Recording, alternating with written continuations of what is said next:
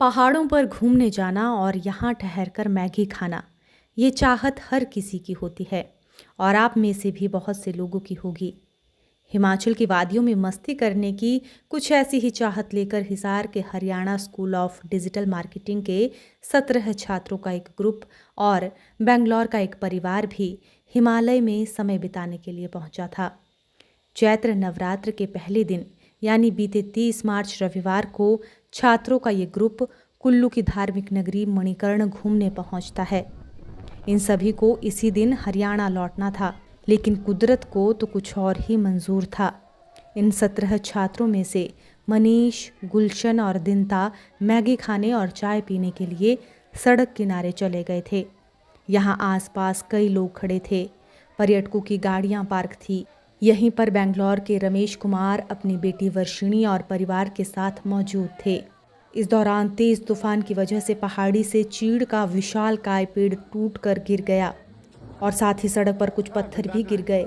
ये पेड़ नहीं, कुदरत का कहर गिरा था, जो एक साथ 6 जिंदगियों को लील गया।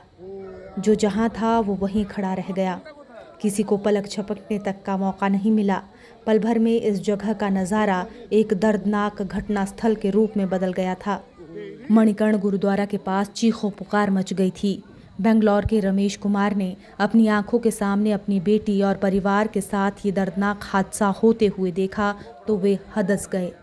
हरियाणा के छात्रों के ग्रुप के ट्रैवलर के ड्राइवर ने जैसे ही पेड़ गिरने की आवाज़ सुनी तो वाहन को तुरंत आगे कर दिया, लेकिन जो छात्र ट्रैवलर से बाहर निकले थे वो पेड़ के नीचे आ गए और उनकी मौके पर ही मौत हो गई।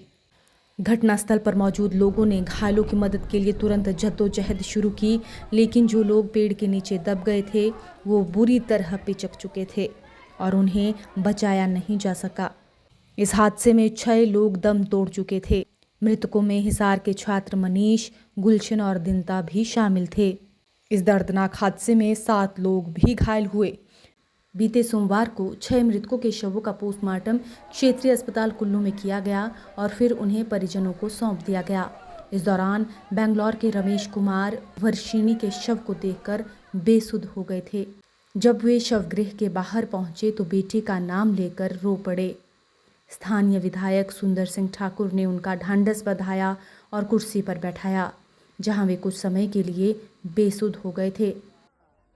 वे खुद भी इस हादसे में घायल हैं और उनकी टांग में चोट लगी है।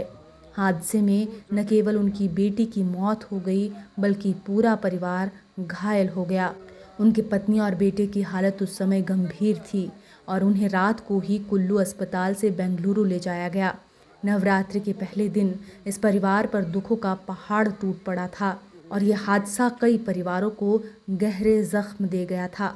मणिकर्ण गुरुद्वारा पार्किंग के पास हुए इस हादसे में मृतकों की पहचान जम्मू की 24 वर्षीय रीना, नेपाल निवासी 32 वर्षीय समीर गुरुंग, बेंगलोर निवासी 17 वर्षीय वर्षिणी, 24 साल की दिनता, 22 साल के मनीष, 21 साल के गुलशन जो हिसार के रहने वाले हैं उनके रूप में हुई है।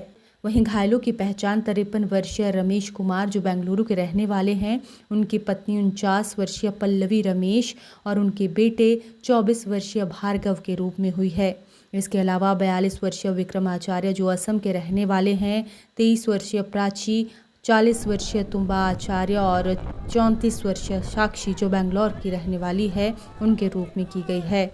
हादसे पर जानकारी देते हुए मुख्य चिकित्सा अधिकारी कुल्लू डॉक्टर NR पवार बताते हैं कि सभी मृतकों की पहचान कर दी गई है और मृतकों के शव पोस्टमार्टम के बाद उनके परिजनों को सौंप दिए गए हैं। कुल्लू अस्पताल में उपचाराधीन 2 घायलों को परिवार के लोग बेंगलुरु ले गए हैं और 5 अन्य घायलों को छुट्टी दे दी गई है।